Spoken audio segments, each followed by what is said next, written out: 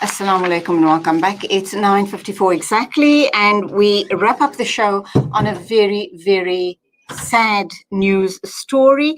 We're talking with African Muslim agencies, and they are saddened as are we. They're here to talk to us about a tribute that they're paying to one of their very strong supporters at Africa Muslim agencies. We're joined by Hassan Choonara to talk to us about the passing of someone very close to all of their hearts and to pay tribute to this giant of man who's been called back to the mercy of Allah subhanahu wa ta'ala. Assalamu alaikum, Hassan. Welcome to the program. And sad indeed. It's really with a very heavy heart that I'm talking with you this morning. Assalamu alaikum wa rahmatullahi wa barakatuh, and shukran for affording us the opportunity today. Yes, said, but also acknowledging a giant of a man who's committed to serving humanity up until the very last.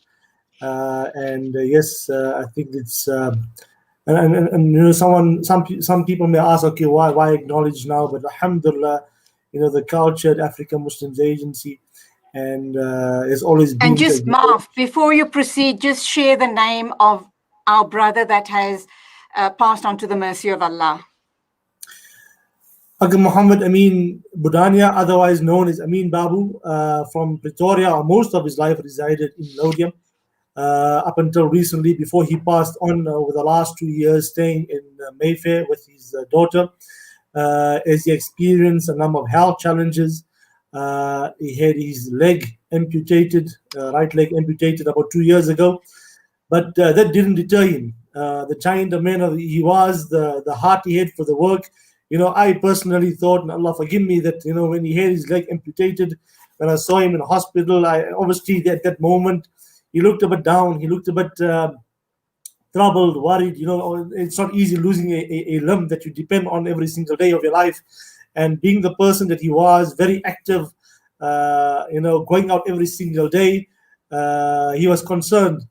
And but in no time, but alhamdulillah, we saw Amin Baboo, as he was well known amongst the communities, active, jovial, bubbly. He used to still come to the office with his walking stick, you know, come up with the stair lift here and still be very active. And alhamdulillah, up until the very last, before he was hospitalized prior to his passing, he was still going out and seeing to donors, and he didn't have to, but he wanted to, and his concern, you know, for humanity. You know, speaking to his family yesterday, they were saying just prior to him, while he was in hospital, actually, just prior to him passing, a few weeks before he passed away, he was calling them and saying, "Please take me home." And you know, I want to go home. You don't understand. I have work to do. I've got people to see. I've got donors who are waiting. I've got people who want to give zakah, sadaqah, lillah. What's going to happen? Qurbani time. We need to raise the you know, the necessary funds. His heart was he was a big man, but he was a gentle giant. You know, and for many years, he was 70 years old, born in 1951. Next month would have been his 70th birthday. And even though over the last 2 years, being physically challenged, not having a leg, he still went out full, aggressive, active. He used to come to the office, and whenever he came, it was a laugh a minute, you know. Whenever he came to the office, he'd want his tea, standard practice. He wanted it hot, and he would sit and the staff enjoyed his company. Hassan, you know, how long, Marv, how long was he involved with AMA? Close on to, he's over 27 years plus minus with African Muslims Agency, alhamdulillah. He was born in 1951 in Roodepoort, moved to Nylstrom thereafter, and then between Nylstrom, Roodepoort, and I think at one stage Komatipoort. Also heard yesterday, which we never knew, he was also a muezzin, I think in Komatipoort in his early days. And then this morning I've been getting messages from people who knew him and people who he worked prior to coming to African Muslims Agency, and people sending us messages here of condolences, but also speaking of Mohamed Amin Baboo, the man, the humble man. I got a call from Makkah. There's a message from Makkah this morning. People from Makkah were sending their condolences and making dua for him and saying they knew him, they interacted with him. And sister, when we sent out the message that Uncle Amin Babu passed away on Saturday night, late night, the donors loved him. The donors loved him. They started sending messages immediately and saying, "What a man!" They loved to see him. They look forward to the days when he used to come to their office or to their business, and it wasn't just come and collect a donation. They knew Amin Babu by name. He knew them by name, and he would sit and have his tea, and they would just talk. And they enjoyed his company. He enjoyed their company, and he loved his donors.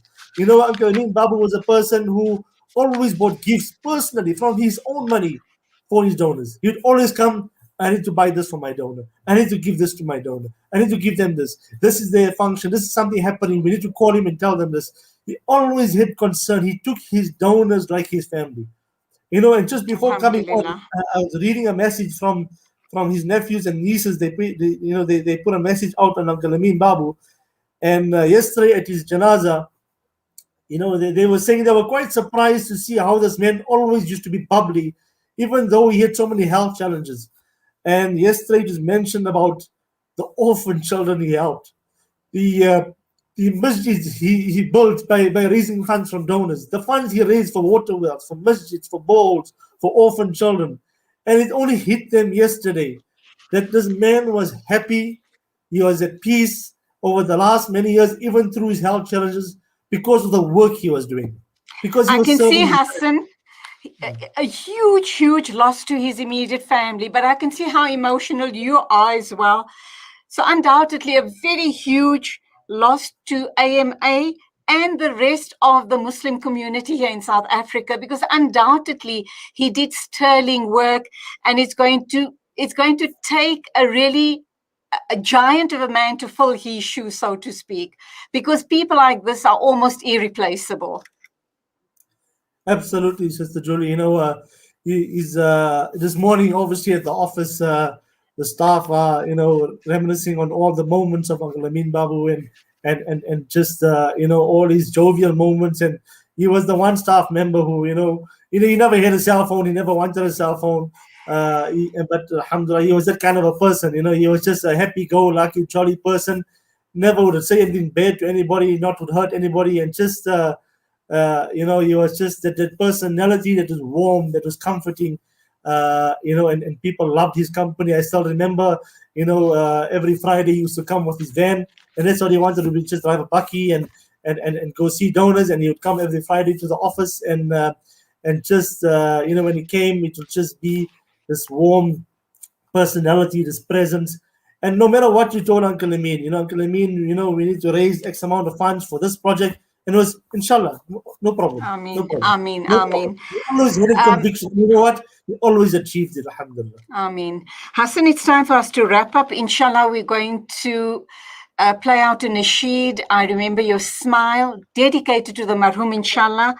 A very, very sad time for not only AMA, not only for the marhoom's family, but we, the South African Muslim community, are all the poorer by the loss of Mohamed Amin Babu, Bodhania of Pretoria. May Allah subhanahu wa ta'ala grant him the highest stages in Jannah. And to you, Hassan, shukran very much for sharing those memories and the tribute to this amazing man. Jazakallah for being with me on the show today. I hope and trust that you'll all keep safe. The protocols, mask up, social distancing and sanitize, and of course take care on the roads as well. As always, assalamu alaikum, Khudafiz from me, Julie Ali. A big thank you to our production team, Nazreen and Milazi Boy. Most of all, I remember your smile. Sometimes I lie awake at night, the pain in my heart I just can't fight. Why did you have to go away? Yet I know none of us can stay. You'll always be so special to me, special to me. In this world you'll always live as a memory. Whoa. But yet your smile still lingers in my mind. And yet it's so hard. I just breathe.